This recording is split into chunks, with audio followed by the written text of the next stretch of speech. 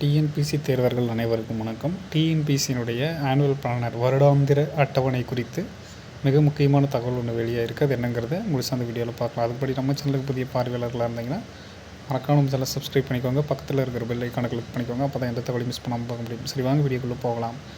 அதாவது என்ன செய்தி வெளியே இருக்குன்னா, 2026 ஆண்டுக்கான வருடாந்திர தேர்வு அட்டவணை விரைவில் வெளியிடப்படும் டிஎன்பிசி தலைவர் சொல்லியிருக்கிறாரு. சில முக்கிய அறிவிப்புகளையும் வெளியிட்டிருக்காரு. என்னங்கிறத பார்க்கலாம்.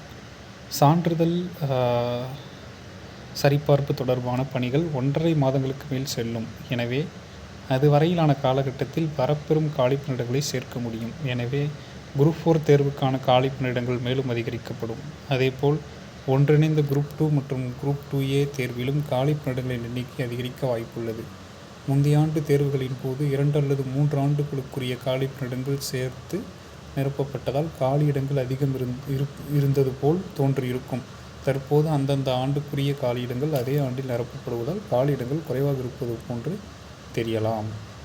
பல்கலைக்கழகங்களில் நிர்ணயிக்கப்பட்டிருக்கும் கல்வி தகுதிக்கேற்ப அவை குரூப் 4 தேர்வு மூலமாகவோ அல்லது குரூப் 2 தேர்வு 2A மூலமாகவோ நிரப்பப்படும். 2026 ஆண்டுக்கான வருடாந்திர தேர்வு அட்டவணை தயாரிக்கும் பணி முடிவடையும் தருவாயில் உள்ளது.